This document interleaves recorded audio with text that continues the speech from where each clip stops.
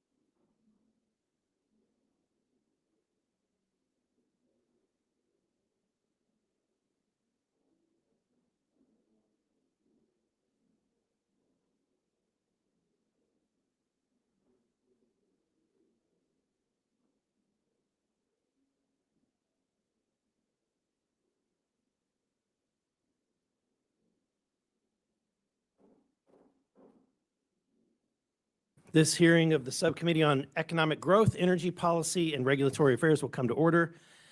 Without objection, the chair may declare a recess at any time. I recognize myself for the purpose of making an opening statement. And I'm going to need my glasses for that. We're here today to discuss America's AI moonshot.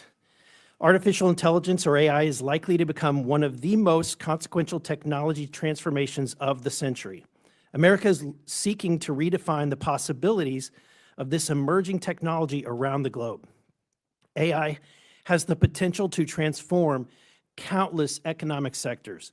In healthcare, AI is already allowing providers to create cancer screening and pre-treatment plans for patients diagnosed with cancer. This could transform how our healthcare providers provide the best possible care. In manufacturing, AI is being used to predict machine failure, allowing proactive maintenance that saves money, time, and even lives. In defense, AI is being used to improve decision-making processes to protect our men and women in uniform. Many more examples exist, from education to finance to government services. Even industry will benefit from AI. Our country has the skills, the expertise, and the capital necessary to bring this vision to life.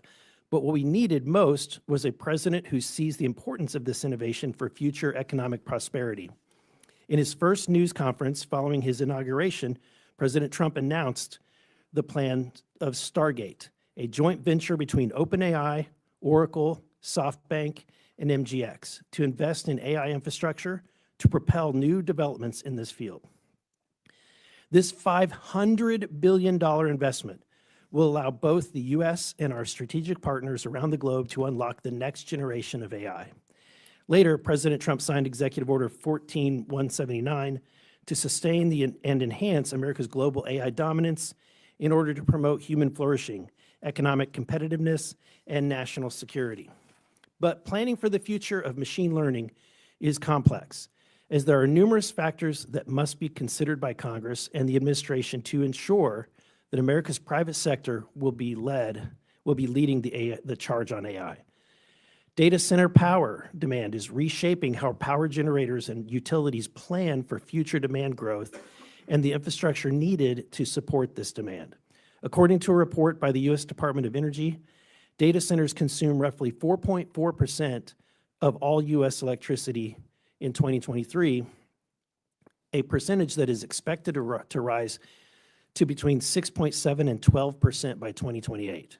This rapid growth is astounding and has concerning implications for both current and future power generation. Additionally, companies are in search of qualified and skilled workers to fill the estimated 100,000 jobs that are needed to support this moonshot. Northern Virginia, which is just across the river, is a crossroads for an estimated 70% of the world's internet traffic. A report published in December by the Joint Legislative Audit and Review Commission found that the data center industry is estimated to contribute 74,000 jobs, $5.5 billion in labor income, and $9.1 billion in GDP to Virginia's to their economy each year. President Trump has made his intentions very clear. America can and will become a global leader in the field of artificial intelligence. The nation that unlocks the future of generations of AI first will experience transformational economic value and unleash a new wave of human potential. I commend the Trump administration's bold ambition on this issue, and I look forward to hearing from our witnesses about how we in Congress can make this vision a reality. And with that, I yield to Ranking Member Frost for his opening statement. Thank you, Mr. Chairman, and thank you so much to our witnesses for being here this morning. Artificial intelligence is quickly becoming part of Americans' everyday life, and a lot of us are growing to love the entertainment efficiency it brings. AI has exciting benefits for healthcare, education, and is reshaping our economy, national security, and social life.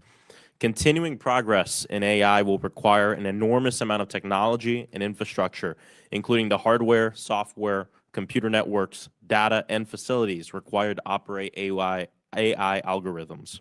Data center capacity plays a key role in the future of innovation and the future of our people. In January, the president announced Stargate, an AI infrastructure project with $500 billion in commitments over 4 years that would expand on progress made during the Biden administration. It's a positive thing that the president is continuing the focus on developing the capacity and uses for AI, but we believe parts of his approach are wrong. We can support innovation without removing the safeguards that have prioritized personal civil rights and liberties, but instead we've seen that we're only pushing forward with policies that benefit a lot of companies and corporations. The tech companies that are promoting and investing in AI are some of the most powerful in the world, and we just want to ensure that there's not a large power imbalance between those companies and the communities that they are looking to do business with and do business in.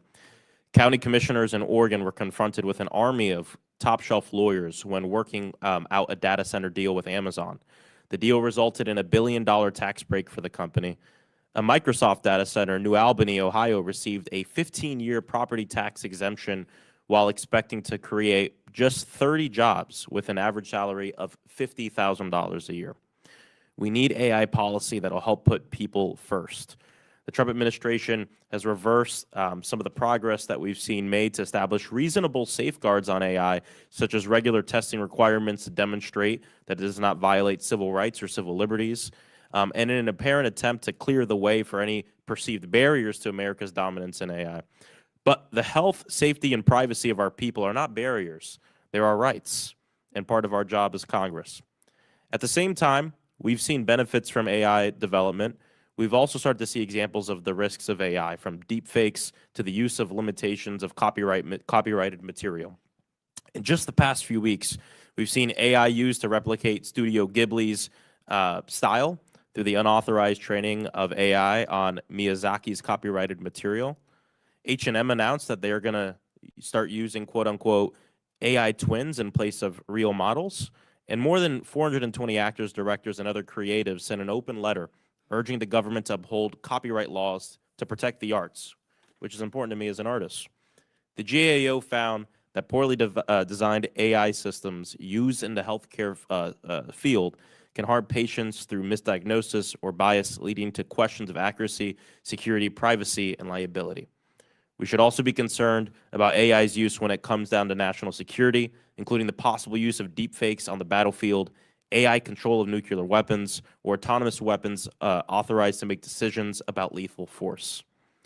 Relevant to our work on this subcommittee is the promotion of reasonable AI safeguards to address environmental concerns. AI is powered by data centers that use an astonishing amount of electricity. The carbon footprint of data centers is already greater than the entire commercial airline industry, and their power usage will more than double over the next 5 years. A single data center's campus can consume a gigawatt of electricity, an amount of electricity that could power 2 Pittsburghs.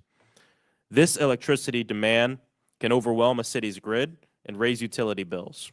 Data centers have massive diesel backup generators that are regularly test run, expelling black fumes of toxic smoke over entire neighborhoods and increasing output from nearby fossil fuel power plants. In the 4 years between 2019 and 2023, researchers from Caltech estimate AI data centers cost people tens of billions of dollars in healthcare costs and resulted in more than 1,000 premature deaths. Each data center also consumes millions of gallons of water every day for their cooling systems, because humidity can be harmful to data centers' hardware, and they are often sited in states where water is already scarce. It's a matter of at the same time, it is a matter of national security that we maintain our global AI edge, and that edge has already led to innovations in fields like medicine, energy, and transit that are improving people's lives and the lives of Americans. Many will put this false dichotomy up that you have to choose an either-or approach. I reject that. But as we enthusiastically pursue AI innovation, Congress must look out for working families and pass and strengthen responsible safeguards. Thank you, and I yield back. Thank you. Without objection, Representative Fedorchak of North Dakota and Representative Subramaniam of Virginia are waived onto the subcommittee for the purpose of questioning the witnesses at today's hearing. I am pleased to welcome an expert panel of witnesses who each bring experience and expertise that will be valuable to today's discussion. I'd first like to welcome Neil Chilson, the head of AI policy at the Abundance Institute. Neil previously served as acting chief technologist at the Federal Trade Commission and brings a breadth of expertise in the field of artificial intelligence policy. Thank you, Neil. Welcome.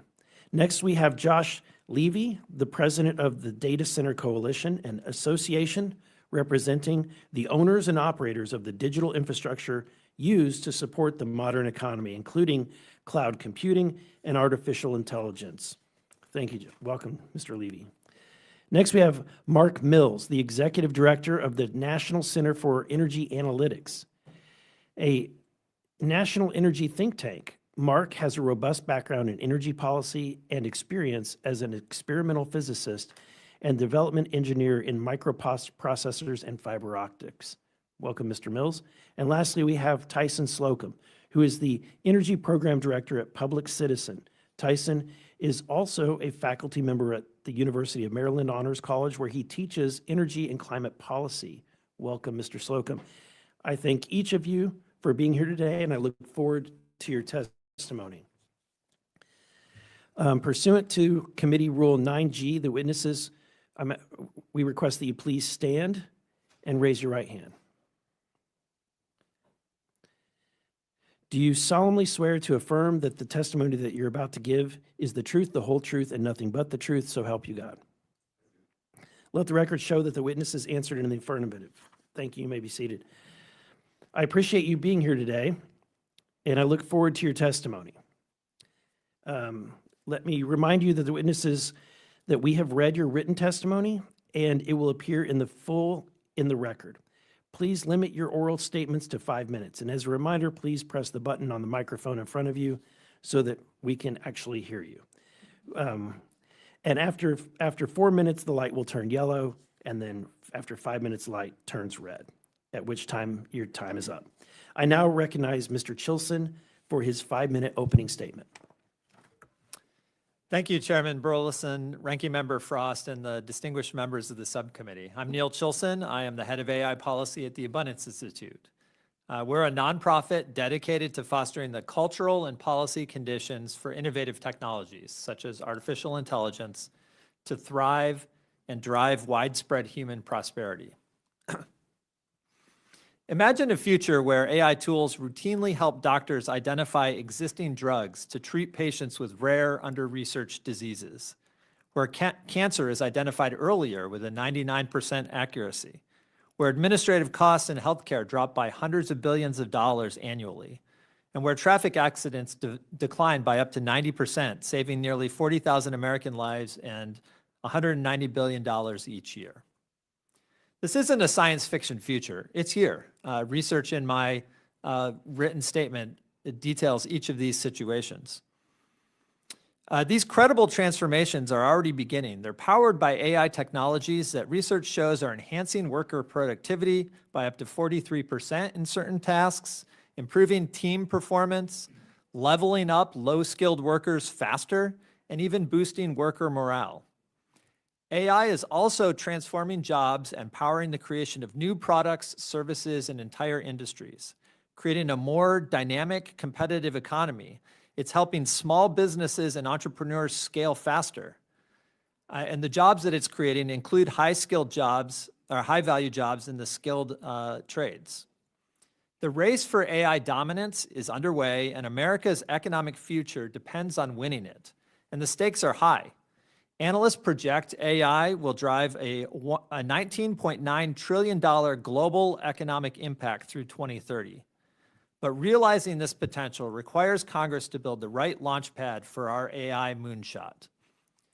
Today, I want to focus on two critical regulatory environments that determine America's AI future. First, the software regulatory environment. America's leadership in AI has flourished under our light-touch, sector-specific approach. This open system has allowed tremendous innovation in software while still ensuring accountability through existing laws on consumer protection, civil rights, and safety. But a patchwork of state regulations threatens this environment. Over 900 state AI bills have been introduced across the country since January. Some states, however, are offering promising models.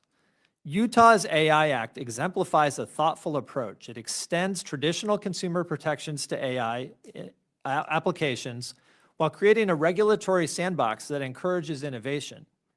Their first agreement was with a company named Eliza Chat, which is an AI mental wellness app for teenagers, demonstrating how to bring innovation to difficult challenges, but with appropriate safeguards. To strengthen our software regulatory environment, Congress should build on Utah's success by defending AI innovators from conflicting state regulations while creating federal regulatory sandboxes for cooperative experimentation. Second, and other panelists on here are much more expert on some of this, but I want to dig into it a little bit here. We must reform our energy regulatory environment. While our software rules allow rapid innovation, our energy regulations create crippling bottlenecks that threaten American AI dominance. 2 out of 3 federal environmental impact statements take longer than the legally required 2-year timeline, stalling critical energy projects unnecessarily. And when we do manage to build new energy sources, connecting them to the grid takes far too long. The contrast with Texas is revealing. From 2021 to 2023, Texas added 25 gigawatts of new generation, almost double what other US grids added. This is possible because Texas uses a more flexible connect and manage approach. To boost our energy infrastructure, Congress should streamline permitting processes and constrain counterproductive litigation. and it should direct federal agencies to accelerate grid interconnection. America's AI moonshot depends on getting both regulatory environments right. We must safeguard open software innovation while dramatically reforming our energy infrastructure regulations. By addressing these dual challenges decisively, Congress can ensure that the United States maintains and enhances its AI leadership, driving economic prosperity, improving public welfare, and securing America's competitive advantage for generations. Thank you for your attention. I look forward to your questions. Now recognize Mr. Levy for his 5 minutes. Thank you, Subcommittee Chairman Burleson, Subcommittee Ranking Member Frost, distinguished members of the subcommittee. We really do appreciate the opportunity to be here today with you to provide testimony on the topic that is critical to the future of America's economy and national security. My name is Josh Levy. I'm president of the Data Center Coalition, or DCC, which is the membership association for the U.S. data center industry. Our members provide the digital infrastructure that enables cutting-edge technologies that drive the 21st century economy, including AI. Data centers also ensure the essential services our homes, businesses, schools, hospitals, manufacturing facilities, and governments rely on and are always available. Today, everything from the way we work and learn to how we buy groceries, bank, and even access medical care occurs online. The average American household now has 21 connected devices, including phones, watches, thermostats, appliances, and others. And consumers and businesses are expected to generate twice as much data over the next 5 years as they did over the past 10. This growth is driven by the widespread adoption of cloud services and connected devices and the rapid scaling of advanced technologies like generative AI, which alone could create up to $4.4 trillion in economic value globally by 2030, according to McKinsey. These digital cloud-based services we all rely on actually take place in physical locations, America's data centers. To meet growing demand for these digital services, our member companies are making multi-billion-dollar investments in data center infrastructure in this country. These investments support hundreds of thousands of quality jobs across the nation and contribute billions of dollars in local, state, and federal tax revenue. Data centers are now under development in at least 23 states nationwide, from mature markets like Virginia, Georgia, California, Texas, and Arizona, to emerging markets like Indiana, Missouri, Louisiana. In fact, the U.S. is expected to be the fastest growing market for data centers globally, with capacity more than tripling between 2024 and 2030. Beyond their critical role in the modern digital landscape, data centers are vital economic engines, nationally and in local communities across the country. Between 2017 and 2023, the data center industry's total contributions to U.S. GDP was $3.5 trillion, according to PwC. In 2023, the data center industry directly employed more than 600,000 workers in the United States and in total supported 4.7 million jobs. The sector contributed $163 billion in federal, state, and local taxes in 2023, which provides consistent funding for important community priorities like public safety, transportation, education. And reports indicate the industry is planning investments in the U.S. of many hundreds of billions of dollars based on 2025 announcements alone. The exponential growth of the data center industry has been a catalyst for broader economic development, supporting ecosystems of suppliers, manufacturers, service providers. At the national level, each direct job in the data center industry supports more than 6 jobs elsewhere in the U.S. economy, from construction companies and fabricators of steel to HVAC and equipment manufacturing. The data center industry is fueling economic growth in countless companies across a variety of industries. However, the continued growth of this critical industry faces challenges. The first is ensuring timely access to reliable energy, which has become the pacing issue for this industry. We believe Congress should look at ways to speed up the permitting process for electric transmission and generation to ensure the nation has sufficient energy capacity to power America's growing economy. Additionally, major sectors of the U.S. economy are experiencing shortages and delays with the delivery of capital equipment, especially electrical equipment. The data center industry is leaning in, working with manufacturers to shore up supply chains and shorten construction timelines. However, we do support congressional and administrative actions to expand domestic capacity of critical electric and data center equipment. This will help ensure timely availability of these materials to allow the data center industry to meet growing demand. Finally, the industry is facing workforce shortages.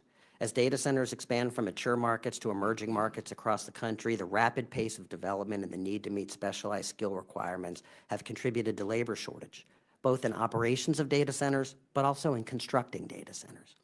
We support the creation of national technology hubs, expanding and strengthening data center education programs, including community college programs, and training veterans for jobs in the data center industry. Data centers are vital to enabling critical and emerging technologies like AI that are essential to U.S. national security, our global competitiveness, and economic prosperity. By proactively removing barriers to deployment, the federal government can play a pivotal role in supporting this critical sector, fostering economic growth, and maintaining our competitive edge against foreign adversaries. We thank the subcommittee for its leadership in promoting a strong data center and AI ecosystem here in the U.S. and look forward to continued collaboration and dialogue.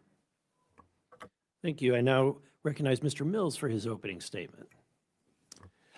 Thank you, Mr. Chairman, and Ranking Member Frost and members of the committee for the opportunity to testify. Of course, the words revolution and pivot in history are frequently overused and misused, but by now, as we see from opening remarks from you, Mr. Chairman, and Ranking Member Frost, it's very clear these words are appropriate in describing the emergence of AI as a practical tool deployed in the infrastructure of the cloud. Certainly debates about risks and benefits over what's hype and what's real, that'll continue, but the fact of an unfolding revolution is evident across nearly every domain. Evoking the moonshot is appropriate in terms of echoing the great power competition of the 20th century and because of AI's strategic implications. But the central promise of usable AI at scale, of course, is an economic one, and specifically in how AI will boost U.S. productivity overall. And while we're currently preoccupied with the politics of cutting government waste and the deficit, the holy grail remains in finding a productivity boom. Consider if the current Congressional Budget Office forecast for anemic annual productivity growth, if AI raises that growth merely back to the long-run 20th century average, that would, by 2030, add a cumulative extra $10 trillion to the U.S. economy, and it could be more. It's that promise that underlies the private sector's drive to spend hundreds of billions of dollars, likely a collective $1 trillion in total by 2030, to build out more data centers at the epicenter of the cloud where AI is democratized. The next 1 year's spending on data centers will exceed alone the entire decade of government spending on the moonshot. This unprecedented digital construction that's underway has led to the rediscovery of a basic truth. All software exists inside hardware that in turn uses energy, and a lot of it. Each digital byte uses an infinitesimal amount of energy, but this is where we find salience for the euphemism that quantity has a quality all of its own.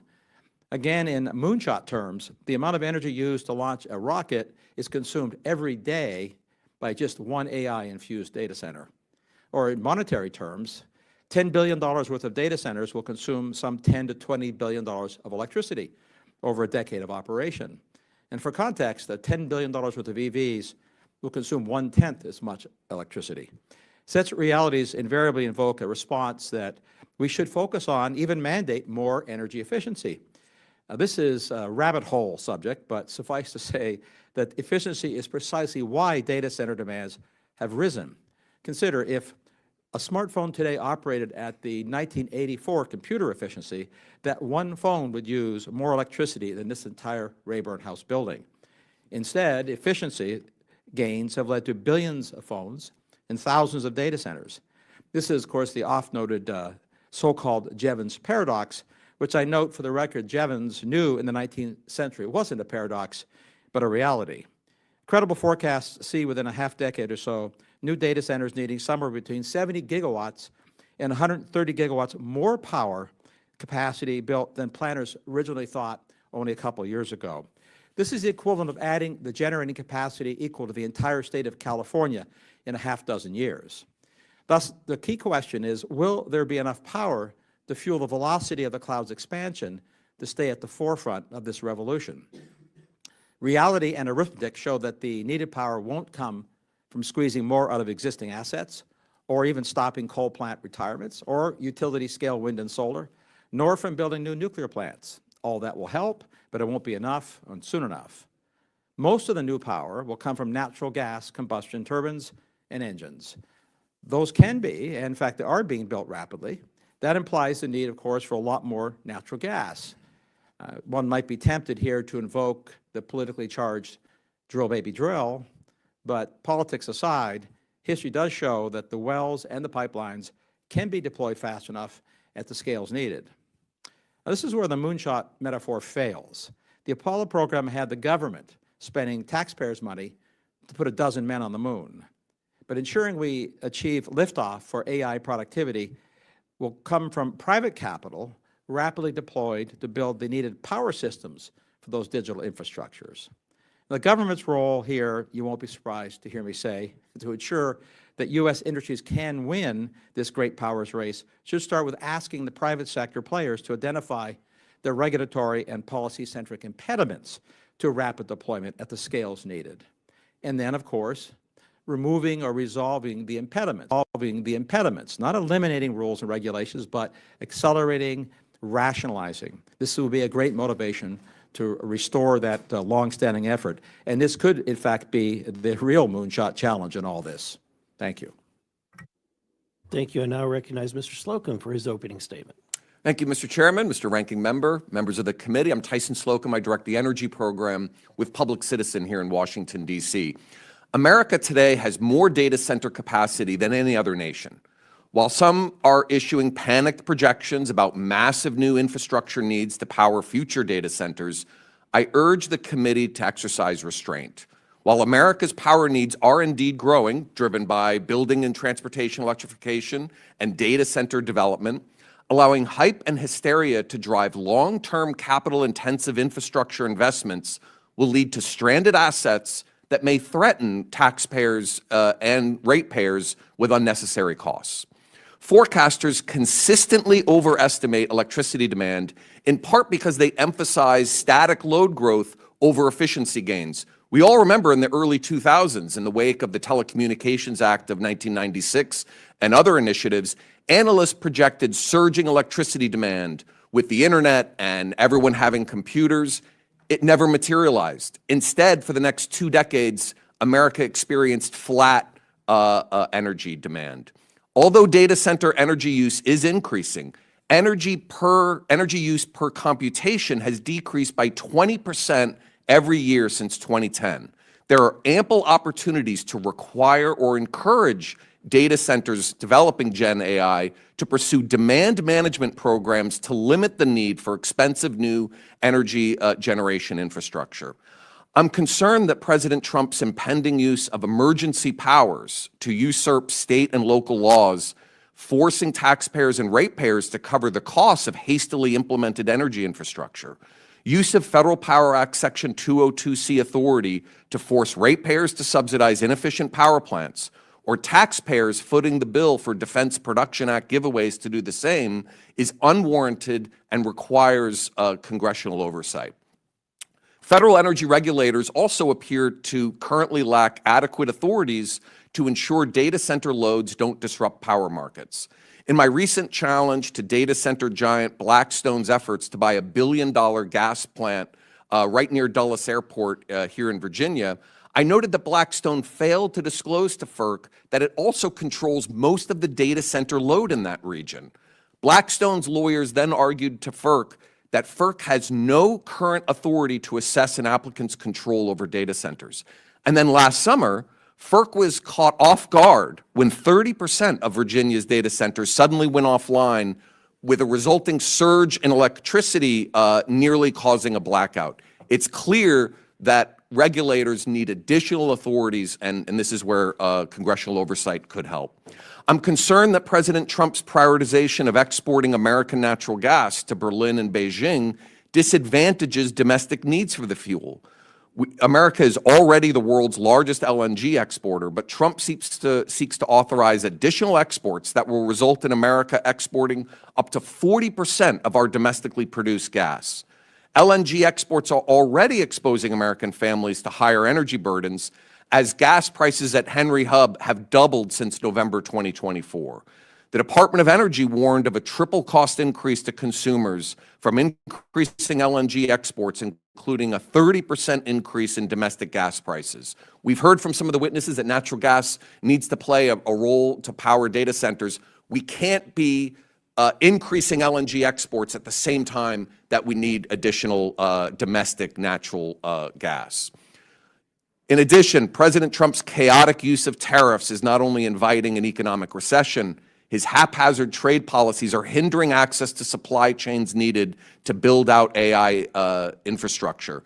The Federal Reserve Bank of Dallas did a very important quarterly survey on March 26, where most of the 200 oil and gas executives surveyed expressed deep concern about the negative impacts to supply chains from the president's expanded use of tariffs. We need smarter trade policy that targets tariffs coupled with domestic investment. We've already heard from members of the panel that there are some bottlenecks in supply chains. The tariffs are complicating those supply chain bottlenecks. I appreciate your time and look forward to your questions. Thank you. Thank you, Mr. Slocum. I now recognize myself for 5 minutes. Mr. Chilson, America has what some have described as a golden opportunity to lead in the next generation of AI, but many barriers still exist, as has been mentioned. What is really holding us back from reaching our full potential, such as securing investment in private capital? So there are many challenges for this moonshot, and I want to endorse Mr. Mills' idea that it's private industry that's going to drive this ahead, and it's Congress's job to build the right launch pad for this moonshot. And so clearing the launch pad is the first thing, and I think especially in the energy space, permitting processes that slow down the ability to deploy and build new energy. Not in a way that actually achieves, in many cases, the economic or the environmental benefits that we're seeking, but in a way that just drags things out unnecessarily slow and gives veto points to people who don't necessarily have environmental concerns in hand. But the other big challenge, I think, in this space is a transformation that we're seeing largely at the state level about how we consider software and how we regulate software. And so software traditionally has been regulated not directly, but indirectly in the uses in which it's put. So, for example, we have regulation on medical devices, which often incorporate software. We have regulation on transportation. Cars are rolling computers at this point. And so when we regulate at the use rather than at the general computation level or the general software development level, we get closer to the harm, we get closer to the goals of regulation, and we avoid really unintended consequences. And so states are rolling out these big picture regulatory schemes for software. I think that's a real challenge, and I think it's something that Congress needs to step in on. Thank you. My other question has to do with the fact that there's been a lot of fear, a lot of concern or worry about what the potential outcomes might be. But to me, I see the potential for how our economy is going to pivot and grow, and the tremendous opportunities that we will receive. Why do you think Americans should be more excited about the prospects and the job opportunities that AI might bring than be fearful? Well, I think why is artificial intelligence important? It's because intelligence is important, and the ability to deploy new powerful computation to some of the most challenging problems that we have as humans. The healthcare space is an amazing example of this. I just saw this morning there is a new paper in Nature that is giving a woman who has not been able to speak for years. She's fully paralyzed. It can scan her brain, and she can speak by thinking the words in her head. And she can speak at 90 words per minute, which is slightly slower than I'm speaking, but not that much, right? And that's really impressive. That is the type of medical benefit that's direct. Outside of that, the economic benefits from efficiency, my written testimony goes into them much more. Trillions of dollars of potential benefit in this space. Thank you. Mr. Levy, how do we begin to implement, actually, let me ask this question. You described that we have different, that once we unlock this technology, that we have some real life examples of services that are stopping us from doing so. How do data centers support, or what kind of real-world examples of regulations and things that are hindering you from your data centers from moving forward? Thank you, Mr. Chair. I appreciate the question, and I would tell you that we are seeing a lot of barriers that are holding us back from moving forward as quickly as we can to meet these demand signals. Clearly, energy permitting is one, and the asynchronous timelines around which data centers can be constructed and potentially operated, but then be energized is very much a challenge. We could put a data center facility from groundbreaking to commissioning 18 months to 2 years. In order to get energy projects online, we're looking at 5 years of permitting on average, up to 7 years for permitting alone for transmission infrastructure. We're also seeing some challenges, regulatory barriers when it comes to equipment, particularly electrical equipment. Thank you. My time has expired, and with that, I recognize Mr. Frost for his 5 minutes of questions. Thank you, Mr. Chairman. Artificial intelligence requires massive data centers. Meta's planned Louisiana data center will cover over 4 million square feet. When you realize how large these centers are, it's a little less surprising that a single center can consume as much electricity as an entire city's population. Mr. Slocum, can you talk to us about why data centers consume so much energy? Yeah, data centers consume so much energy because they are filled with sometimes millions of microprocessors that are doing computations, and that takes enormous amounts of energy. Increasingly, those microprocessors are computing those calculations more efficiently.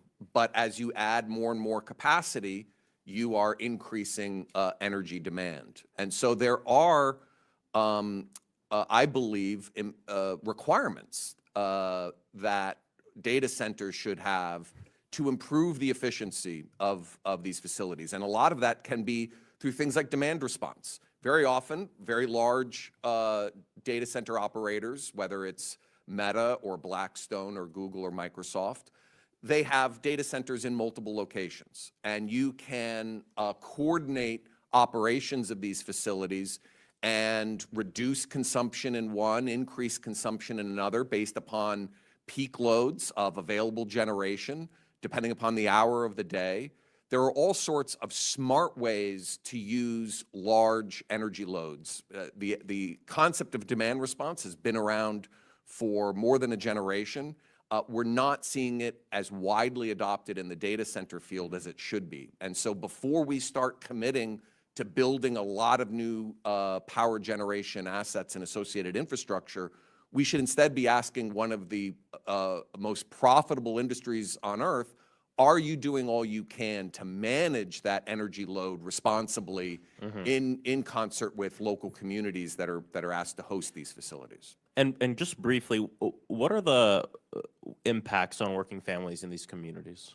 They can be significant. First, as you mentioned in your opening statement, sometimes these facilities are not significant job creators. They are often negotiate deals with disadvantaged local governments that are out-lawyered and outgunned to give away lots of tax breaks that compromise local districts' ability to fund basic government operations like infrastructure and schools and so forth. But you also have discrete environmental issues. As you noted in your opening statement, these facilities come with massive arrays of on-site diesel generators. And so those generators kick on, sometimes during regular testing, sometimes because of issues with the regional power market. Those diesel generators are not clean burning facilities. It's like parking rows of 18-wheeler trucks in front of your house and turning them on all at once. There's also noise pollution associated with these facilities. They're not always the best neighbor. Yeah. Thank you. I appreciate it. But at the same time, obviously, it is here, right? And I think part of our job in Congress is to ask all the questions, right? We want to know how we can spur innovation. We also want to know how we can protect working families. And I think in terms of technology, this institution traditionally has not been the best at asking all the questions and then legislating having all the answers in mind. Look no further than social media and where we currently are, where we drag our feet on passing good common sense legislation, and then we freak out when it completely gets out of hand and try to pass lazy legislation like we have tried to do over the past few years on this. And so I think it's really important. And I know the chair brought up this pivot, which I think AI is going to be very helpful in a lot of different places, even in terms of figuring out how we're going to deal with the climate crisis, right? I think there's a lot here. However, when we talk about the pivot, there's a lot of people worried about it, including people like my aunt who spent a long time as a customer service representative, right? When we talk about manufacturing line workers, when we talk about the American worker, our job is not to ask the questions of just one set of people, but of all people, especially the working American. And I'd love to see us think a little bit more about this holistically as well. Just really quick, I have like no time left, but I'm just curious. There are ways, and you talked about it, that we can work at curtailing a lot of these environmental impacts. Do you have any other ones top of mind?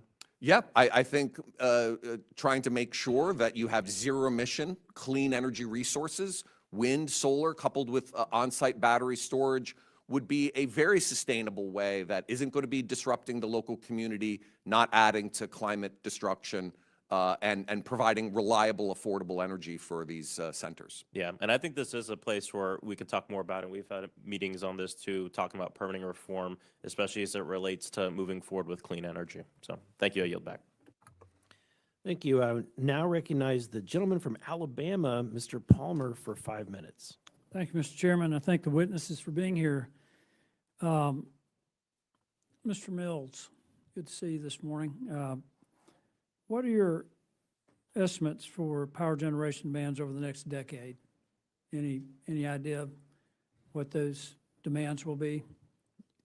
The total generation demand increases from growth? Right. Is that well, there are probably... Well, let me restate it. Yes, sir. We're in an arms race with China for artificial intelligence and quantum computing. What amount of power generation, in addition to what we have now, will we need? Well, the FERC is reporting an increase between 60 and 130 gigawatts more demand by 2030 than they thought was going to That's in happen. 5 years. And yeah, but that they thought 2 years ago. And that's not just from data centers, it's also from bringing manufacturing back and electrification of other parts of the industry. What do you consider a greater threat to our future national security, losing the AI arms race to China or climate change?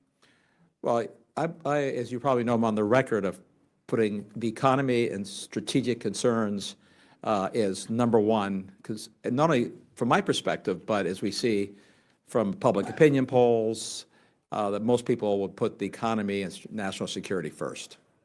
If we lose the arms race in artificial intelligence, quantum computing Yep. to China, they will be the superpower, not a superpower. One of the things that I think we need to be taking a look at, in addition to the power generation, is our dependence on China for critical minerals and rare earth elements. I pointed out multiple times in these hearings that there's not a single major refinery for rare earth elements in the Western Hemisphere. There's only 9 in the world, 8 are in China, and the other one's in Malaysia. I think that's got to be a top priority. I mean, we're talking about AI here. We're not going to do anything in that specter if China cuts us off from rare earth elements and critical minerals. But we've also got to meet these demands for increased power. And one of the things that I suggested this morning in another meeting is there's over 100 coal-fired power plants and natural gas plants that have been shut in the United States. If we started today trying to build new power generation facilities, we don't have the manufacturing capacity to produce the turbines that we need to generate, to meet that new demand. But we've got existing turbines in many of these facilities and transmission lines already in place. So I'd like your thoughts on us utilizing small modular reactors at these facilities. They're not as site sensitive as other. For instance, you could get 600 megawatts from 2 small modular reactors at an existing facility where it would take 77,000 acres to get it from a turbine farm. And that turbine farm, basically, turbines would have to be replaced in 25 to 30 years. you'd get 40 to 60 years generation from an SMR. What do you think about that? Well, Congressman, I'm delighted that the tech community in the United States and Congress are enthusiastic about nuclear power again. But the reality is that you can't buy a small modular reactor. They don't exist yet. We have to build them at scale, and that'll take years. Similarly, it'll take us. Actually, that GE Hitachi model, we think can be built in 2 to 3 years. Oh, look, you can construct that scale of reactor. This is the 300 megawatt class reactor. It's a little bit of a euphemism to think of 300 megawatts as, quote, small. These are very big power plants. We can certainly build them quickly. They are possible. The regulatory barriers here are still significant, but you're talking a decade before we have the infrastructure to build them. Similarly, we can build the infrastructure to make the critical minerals and rare earth mineral refineries here, but that'll also take a decade. And meanwhile, as you know, 90% of the refined critical minerals to build windmills and solar panels are in China on coal-fired grids. So it's a problematic trade to buy technology made in China. My point is that I think having worked for 2 international engineering companies and having a little bit of understanding about what it takes, and I've told people this, you can open a mine here, but it'll be 3 to 5 years before you start getting aggregate out. Take 3 years minimum to build a processor or refining facility, notwithstanding how long it takes to get the permitting. If you permitted it on day one, it'd still take that long. Right. But if we can build small modular reactors at scale, you're going to have some lower costs because you can basically build standardized designs. You can build advanced reactors that can use spent fuel. We could fuel a fleet of nuclear reactors for over 100 years. If you, though, use them at these shuttered hydrocarbon plants, natural gas and coal, wouldn't it be interesting that China's building coal-fired plants to power their AI expansion, that we could then use nuclear on shuttered hydrocarbon plants with no emissions to power ours? And I honestly believe that this is something that ought to be a top priority for this administration, a top priority for this Congress, to get these SMRs in place and get them in these places where we already have the turbines and already have the transmission lines. Count my vote enthusiastically on that strategy, Congressman. Thank you, Mr. Mills. I thank the chairman. I yield back. Thank you. I now recognize Mr. Subramanian from Virginia for 5 minutes of questions. Thank you, Mr. Chair. I appreciate some of the discussion today, and I think I understand it that data storage is more important than ever as we have AI and blockchain becoming more prevalent and accessible. But I want to tell you a cautionary tale about my community. My district is home to more data centers than any other district in the country. In fact, if my district were a country, it had more data centers than almost every other country in the world. And if you look at this, 10 data centers usually use more power than all of DC. And we have more than 200. And with another 100 planned. And many years ago, when these data centers were approved, they seemed like a great idea at the time. Talk about lower property taxes and revenue for the counties. But our community is paying the price now, and we're a cautionary tale for the rest of the country. The power needed for these data centers is creating a huge problem for a community. We have power lines right now in Ashburn and Leesburg and all over Loudoun County.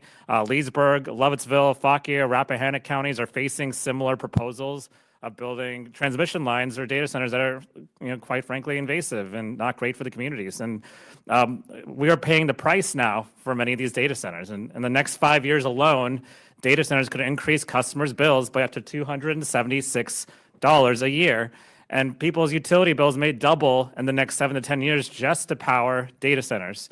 And the environmental impact is real as well. These green spaces are disappearing, pollution is rising, and water supplies are being stretched thin. It's making reaching our clean energy goals in Virginia nearly impossible. We set those in place. And even historic places like Manassas Battlefield are under threat as well.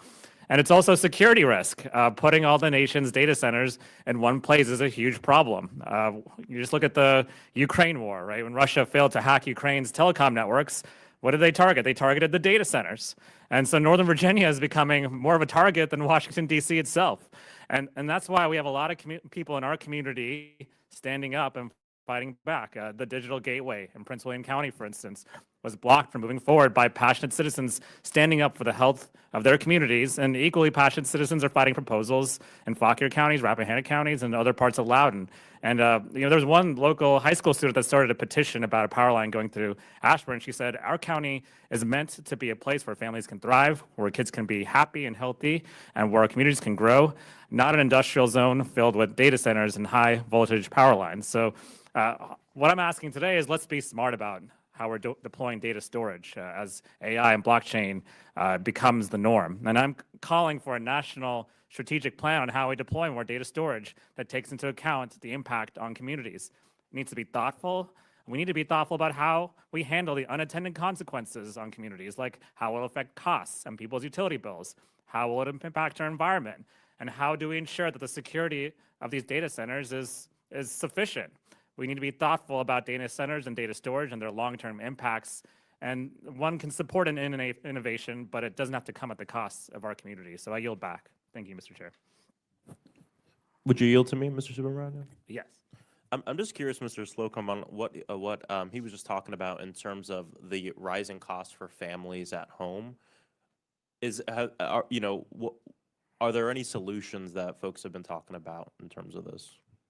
Absolutely. And in my written testimony, I cite to some excellent research by the Harvard Law Electricity Policy Institute, which documents all of these problematic deals between electric utilities and the data centers, where the utilities and the data centers sort of have a shared objective here in terms of the utilities want to build more rate base that they can charge to consumers, and the data centers want to get access to the utilities infrastructure that's paid for by ratepayers and not the shareholders of the big tech companies.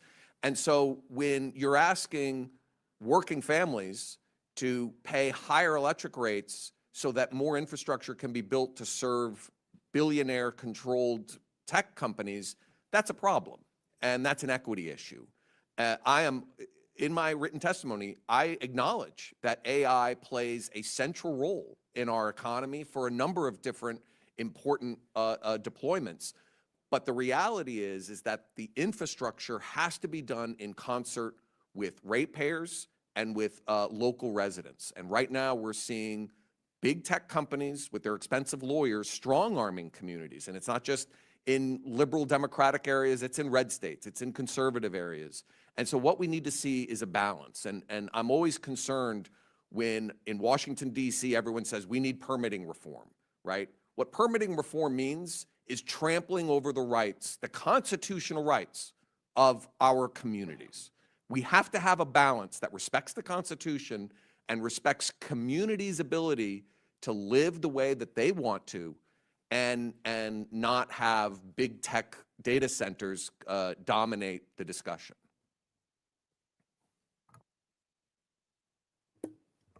Thank you. Now I recognize the gentlelady from Arizona, Ms. Ansari, for 5 minutes. Thank you so much, Mr. Chair, and thank you to our witnesses for being here today. My district in Arizona and the surrounding Phoenix metro area is one of the fastest growing data center hubs in the country. By 2028, it is expected to be the nation's second largest concentration of data centers, behind only Northern Virginia in Mr. Subramanian's district. For our national security and economic prosperity, we absolutely need to be global leaders on the artificial intelligence front. To do that, we will need to keep building more data centers and the infrastructure to support them. But we also need to do that in a way that's smart, ensuring lasting resiliency in these systems and our energy and water future. Arizona Public Service, which is the largest power provider in my state, has projected that data centers will account for 55% of its power needs by 2031. So my first question, Mr. Levy, what are companies doing to lower their power usage going forward? Thank you, Representative Ansari. I very much appreciate the question, and we are certainly seeing a great deal of growth in Arizona, and it has been a great destination for data center employment. This is an industry that continues to innovate both on energy and water utilization. I think one of the main things to recognize is that data centers centralize what would otherwise be disparate computing resources, bring them together under a facility. In doing so, you see already, according to Lawrence Berkeley National Lab, about a 600% gain in energy efficiency over a disaggregated compute. And that was based on research they did between 2010 and 2018. That continues. You're seeing a tremendous lean in on energy efficiency for a variety of reasons, but one of which is energy is a cost driver, and our members, can pay anywhere from 40 to 60% for energy. Every electron is precious and is managed as such. At the same time, one of the primary functions of a data center is to remove heat from servers that generate heat and ensure that those servers can continue to perform. When I went into my first data center facility in 2001, I had to wear a windbreaker because it was a cool environment and notably so. Going into a data center now, you'll find, some ambient temperatures in the 80s, maybe even higher, because the hardware has been able to withstand, based on innovations and design, increasingly high temperatures. I do want to just indicate there is a fundamental trade-off right now in cooling technology between energy efficiency and water efficiency. And the data center industry does take a lot of thought as they are deploying infrastructure in locations to make sure that they're aware of the water availability, the energy availability, the trade-offs in terms of how they're going to cool those servers. Thank you so much. Actually, in our last subcommittee hearing here, we discussed how to strengthen America's energy reliability. I do strongly believe that the greatest energy source is the energy that we don't use, and the best way to ensure energy reliability is to innovate. So that's good to hear that you feel it's moving in that direction. Mr. Slocum, question for you. Would you agree that the AI industry and data centers would be more cost effective if they use less electricity and therefore spent less on their power bills?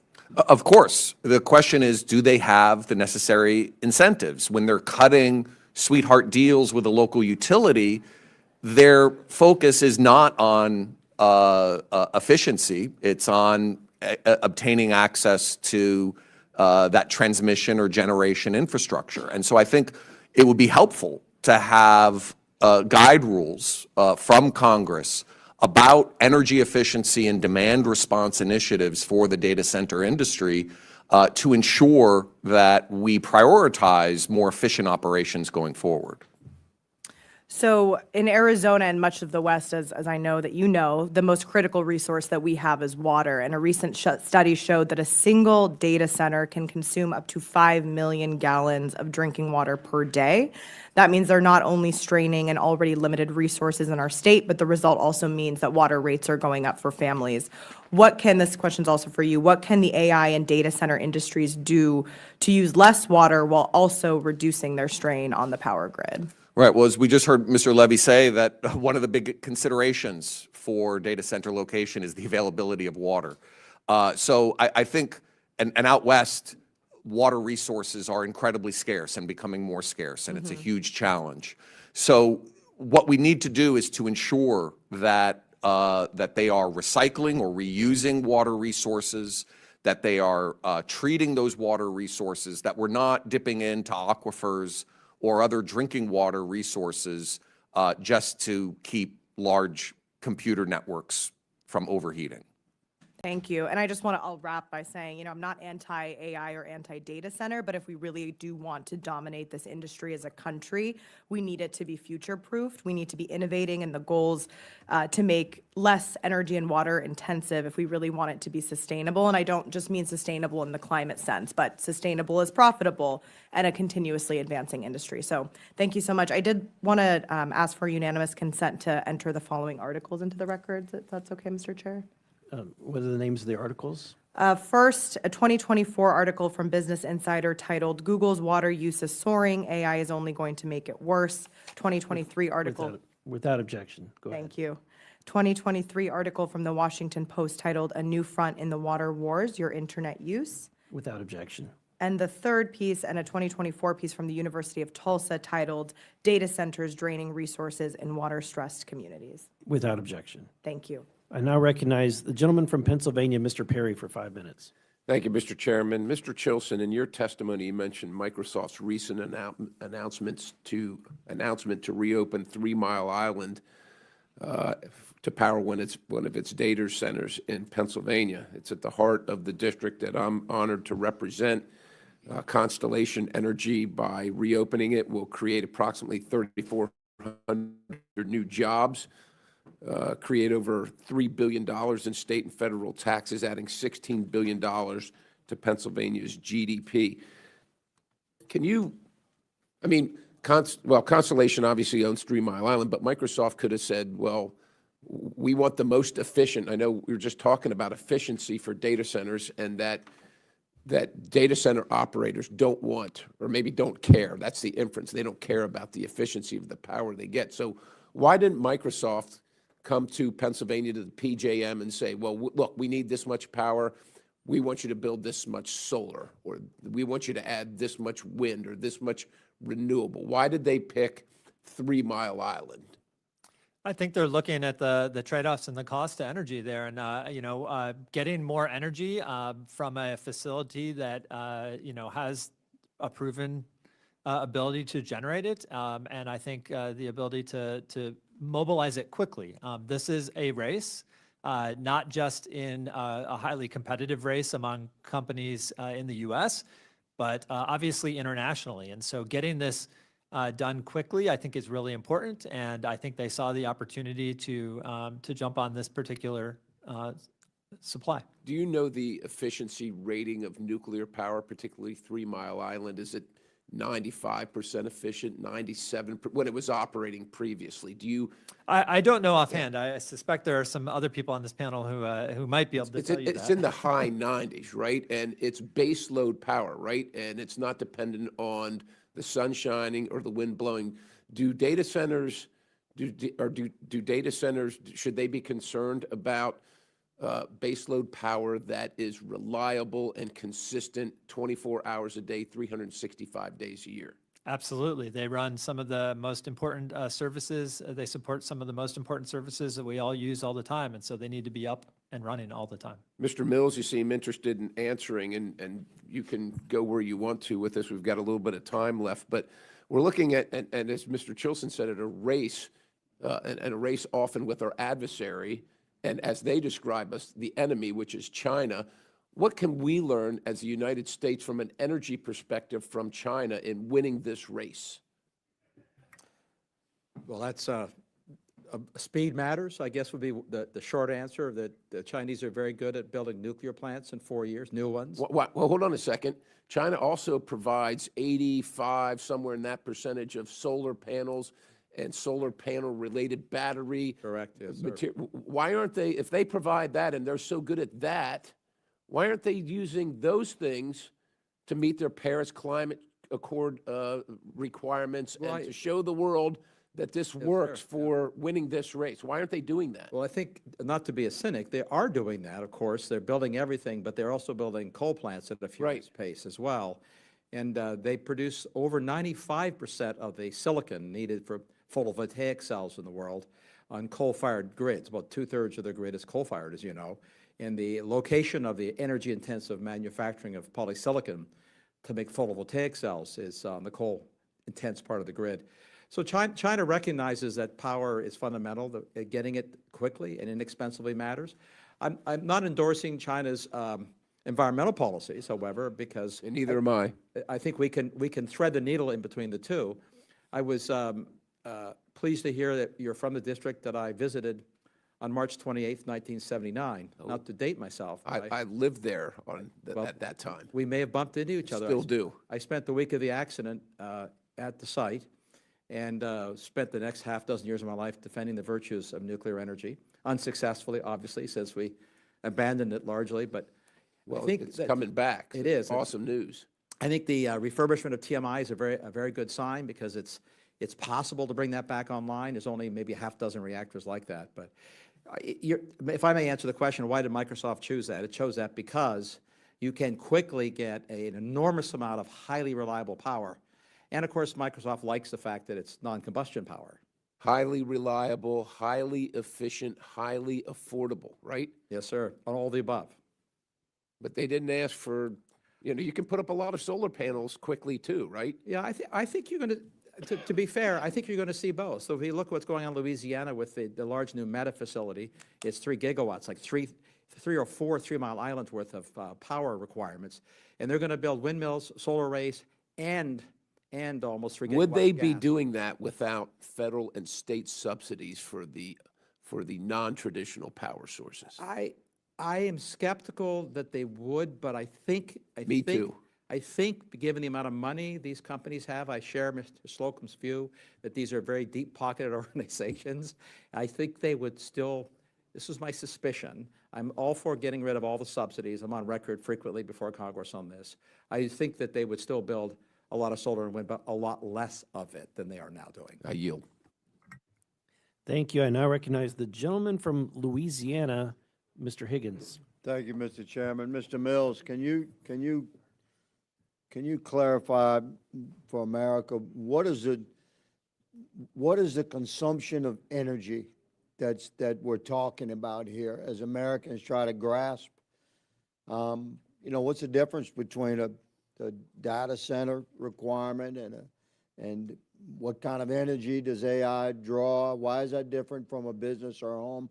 Will you explain what we're talking about regarding the needs for the consumption of energy from our, clearly it has to come from our existing grid, or the grid that we envision modernizing in the near future if we're to participate in this global competition to lead the emergence of AI and data technology. So could you clarify for America about how much energy is required for this?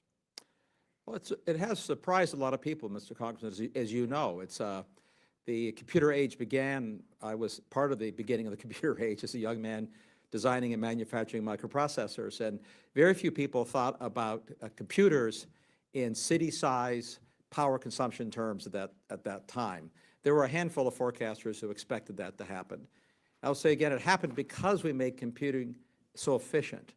The goal of making computers faster is you have to make them more efficient. This is sort of the central requirement. But what it means in simple terms is, well, everything we do, we're broadcasting this hearing live to the internet, and of course that consumes energy. It's just hidden energy. And it consumes roughly as much as the people that are watching it, each person. Their energy share of watching this hearing online is roughly equal to if they took a bus ride 10 or 20 miles. But may I ask if I could interject while the gentleman's explaining? Americans are watching something else if they're not watching this. That's true. And the lights are on in this place, Correct. whether anyone's in this room or not. It's all using And energy. the energy, the cameras are plugged in. So Yes. regarding data centers, there's a failure to grasp. It took me a while to grasp, and I'm asking you to clarify for America, why do the envision data centers and AI technology, why is the consumption of energy so massive? Because the quantity of information processed is even more massive. So a single data center now typically uses more power than a steel mill. We are building them by the hundreds, and we're not building hundreds of steel mills, although it would be nice if we built a few dozen. So the magnitude of information processing that goes on, and we measure this in bytes, which has no meaning. It's a term that is exotic, but we used to be amazed at a gigabyte and megabytes. These are measured in numbers that are literally astronomical. The quantity of data being processed and will be processed to do everything that we've heard from our witnesses, my colleagues, it will keep expanding, whether it's medical care or entertainment. Okay, so our existing grid cannot, if we were to win the race, we don't have the grid to carry the victory, do we? Correct. That's correct, sir. That's right. So modernization of the grid across the country is would you say that's a paramount consideration? Modernization of the grid and the opportunity for private players to produce power that doesn't have to be on grid. Yes, sir. Both. Roger that. Okay, it was brought up earlier regarding the need for fresh water for cooling. Can you comment on that from an energy perspective? Cooling is the challenge. These are very hot processors. The surface of each chip is hotter than the surface of the sun. It's a crazy number. It's hard to cool them. It takes a lot of water. I think what you'll see increasingly is data centers sited where there aren't water challenges and there are not transmission challenges, but Because commonly, some of the least expensive energy sources are where you also have some of the least water. that's a challenge. That's Is- correct. Is that correct? That is correct. So these are serious challenges. In my remaining half a minute, Mr. Levi, would you please address the supply chains? We have concerns regarding materials and components necessary for us to engage in this competition that we intend to win. Thank you, Representative Higgins. I very much appreciate the question. And yes, we have some very significant supply chain constraints, much of which is really electrical components. And it's a matter of finding transformers, switch gear. Should we be building those components in America, sir? We should, and as an industry, we're leaning into supply chain to try and source as much here as we can. Yes, sir. Roger that. Thank you, sir. Mr. Chairman, my time has expired. I yield. Thank you. I now recognize the gentlelady from North Dakota, Mrs. Fedorchak. Thank you, Mr. Chairman, and thank you for the opportunity to sit in on your committee today. I'm a member from North Dakota, a new member, and I am on the Energy and Commerce Committee, but am very interested in this issue, particularly the powering of America's AI industry. I spent 12 years as a utility regulator, most recently was president of the National Association of Utility Regulators.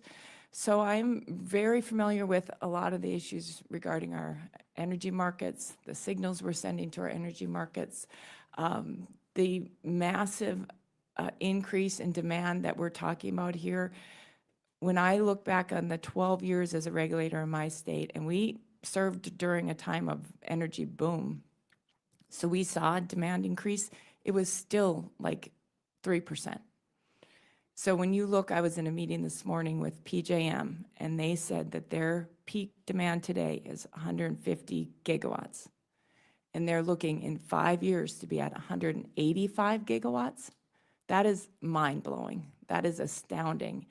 And to meet that demand, I appreciate requires a level of development that we have never before done. There's no time in history that we've grown that much power and connected it to the grid that quickly. So with that, I have just a couple questions for you experts, and I invite you to participate. We've got a working group my office has led on AI and energy. We want to try to get some solutions and a policy framework for solutions to bring to the table on this very issue. But what types of efficiency upgrades can we count on, I hope, to mitigate that power demand increase? Because AI is getting more and more efficient, and hopefully some of these projections will come down because of efficiency increases and improvements. So for any of you, I invite you all to comment on that. Maybe with you, Mr. Mills, you want to start? Yeah, the efficiency, the rate of improvement in energy efficiency of compute in GPUs is faster than the vaunted Moore's Law efficiency gains. And the rate of efficiency gains in the cloud are even faster yet, because efficiency gains in the transmission of information and the memory systems, all the associated, are going extremely fast. What's happening is that the demand for the product, software, is growing even faster, because what efficiency gains do in computing is it makes the computing cheaper, easier, faster, which for quite a long time is going to overtake all of the ostensible efficiency gains. I think the principal solution will come from, and I will say, I endorse a blend of what Mr. Slocum has said and what a lot of other people are saying, to your point, that we can't build that much capacity that quickly. It looks like we can't for a whole set of supply chain reasons. So we're going to have to figure out how to meet the demand for the services while moderating the incredible demand for power. I think one of the solutions will be increased use of where the utility industry was 100 years ago, which is loads this big, which are industrial class loads. They're purely in the sort of refinery, steel mill we'll increasingly see on-site generation, independent generation, and even co-generation. Co in the sense of not heat and power, but peak shaving for the grid without costing consumers money. Every utility I talk to, every utility CEO does not want to raise the costs of their electricity for their consumers to serve industrial load. This has been a difficult challenge. For sure. Thank you. Thank you, Mrs. Representative. Go ahead, were you finished? Sorry. Do I have another minute? Yes, Thank I'm you. sorry. Mr. Levi? I appreciate the question, Yes, Representative. if you And, can. you know, I would just add that data centers are highly efficient facilities, but they also enable energy savings and efficiencies economy-wide. I talked earlier about just, you know, the changes in the last 15 years walking into a data center, the ambient temperature inside. You know, servers generate heat. You know, early days you had to wear a windbreaker going into a data center because it was that cool. Right. Now, ambient temperatures have increased substantially. You know, you can go into data centers that are 80 degrees or higher, and that's part of the energy efficiency gains that we've got within the data centers if we're looking at cooling. But I also think it's important to recognize the role of data centers in enabling energy efficiency for others, whether you think about sure. smart thermostats, whether you think about GETs and dynamic line monitoring, or any number of technologies that are utilized by consumers, that are utilized by businesses, utilized by government. All of those rely on the digital infrastructure that data centers are providing. And I think there's not only substantial recognition within the data centers, but certainly economy-wide of the efficiencies gained. Thank you. I'm out of time, but I will say North Dakota has cool air and we're flaring gas. So come there, use that gas and generate power. Thank you. Appreciate it. I yield back. Thank you. I now recognize the gentlelady from Colorado, Mrs. Bobert, for five minutes. Thank you, Mr. Chairman. Mr. Chilson, AI's rise, it really offers a dual lifeline, coal as a power bridge and AI as a transition engine. Do you believe that they're both crucial to keeping rural communities from collapsing?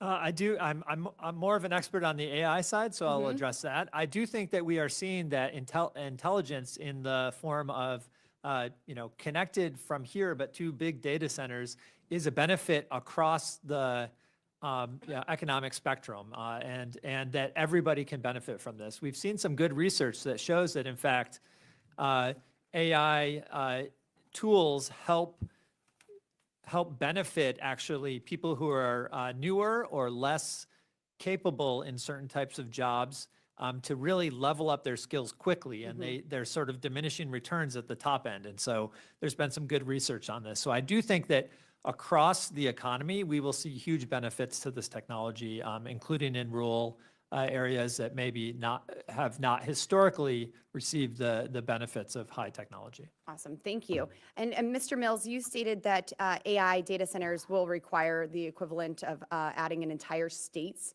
worth of power generation just in the next few years alone. I believe that that's true. And if so, how can anyone seriously argue that wind and solar are going to be enough for all of this?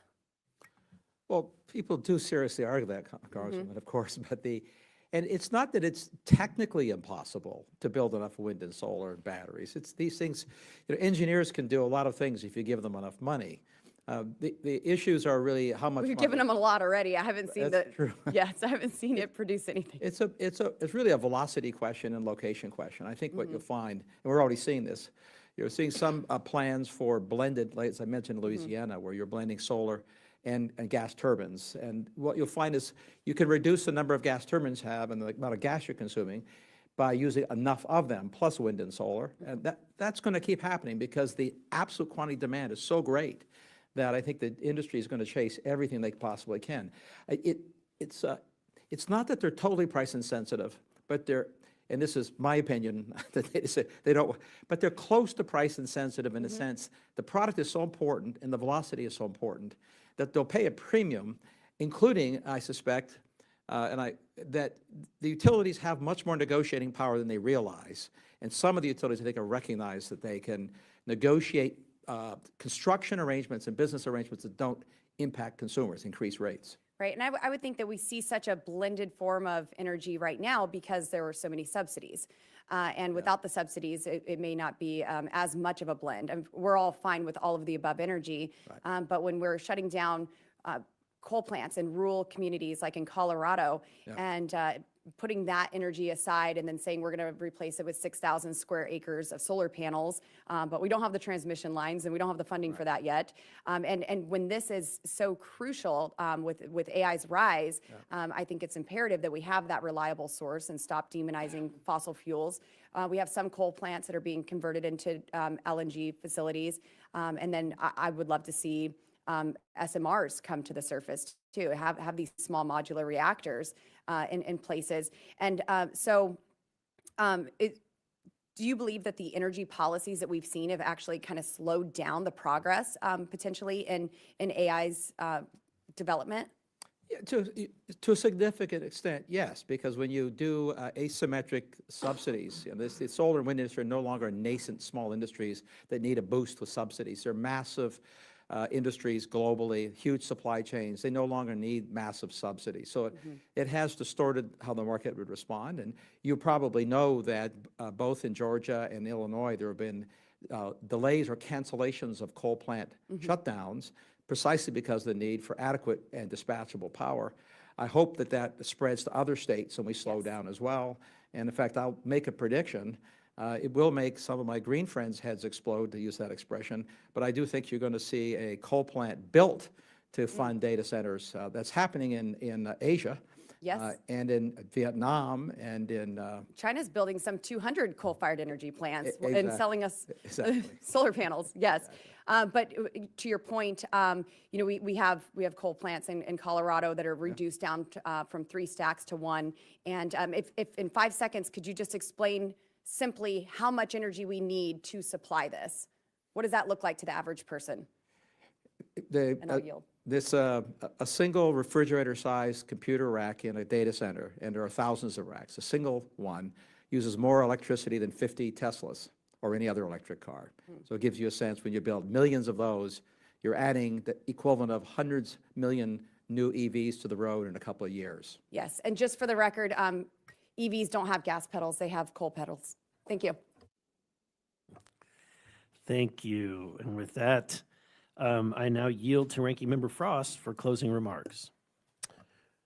Thank you, Mr. Chairman. Thank you so much to the witnesses for being here today. There's no doubt we can credit AI for exciting advancements, including in the field of healthcare, education, and much more. Congress's job must be to support those advancements, but also couple them with responsible safeguard policies. Being on Science and Technology Committee, I know the importance of maintaining a competitive technological edge against our adversaries in AI and other technologies like quantum computing, chip manufacturing, and space exploration. At the same time, we can't let our fear of our foreign adversaries turn into a scorched earth AI policy that can do real harm to the health and pocketbook and autonomy of people here at home. We heard a little bit about that from a few of the members here today. Not anti-AI, anti-innovation, but the balance is so important, especially as we look decades into the future. And I agree, it's exciting, you know, work on legislation that helps create the innovation sandbox that was brought up, but we have to ensure that the communities don't get buried in the sand. And that's part of our job as legislators. So I appreciate everyone being here today, and I yield to the ranking member. Thank you, everyone, for coming today. As we've heard, AI has a promising future for transforming the ways that various sectors of our economy operate. But for this future to be realized, there are very real challenges that Congress and the administration should consider.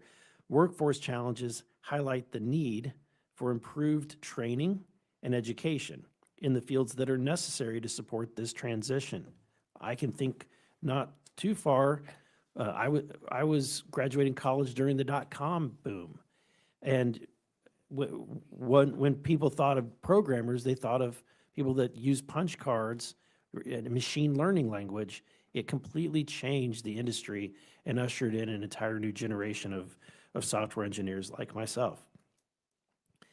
The processes for increasing energy infrastructure required for the operation of power-intensive AI uses uses are greatly in need of reform, particularly as it relates to permitting and regulatory barriers. A recent report by the Competitive Enterprise Institute titled Powering Intelligence, Meeting AI's Energy Needs in a Changing Electricity Landscape highlighted many of these reforms, and I'm asking unanimous consent to enter this into the record. Without objection, so ordered.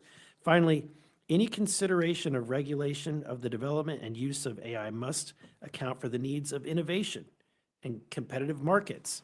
One can only imagine the unlimited number of potential business ideas and ventures that might spring forward from very nuanced or niche or sometimes very impactful large-scale companies from this transformation.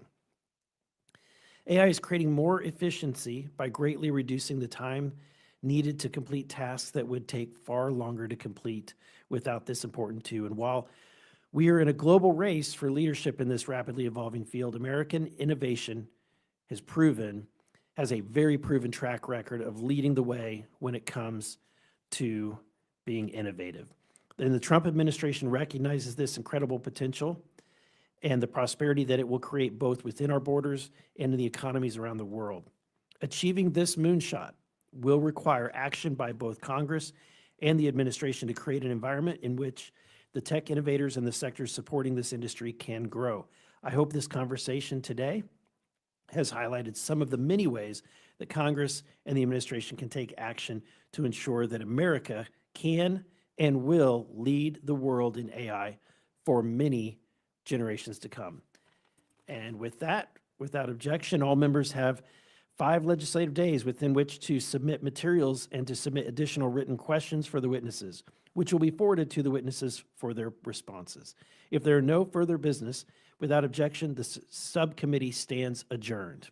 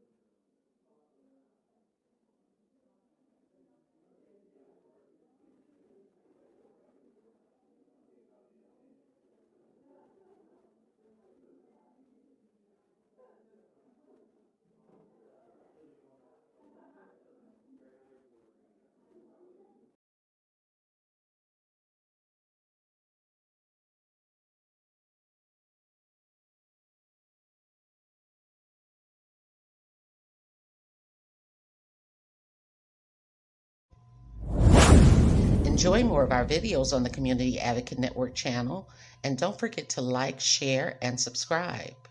If you would like to advertise your service, special announcement, or event, you may contact us at the Community Advocate Network at gmail.com. For community resources or services, visit our website at www.canmichigan.com.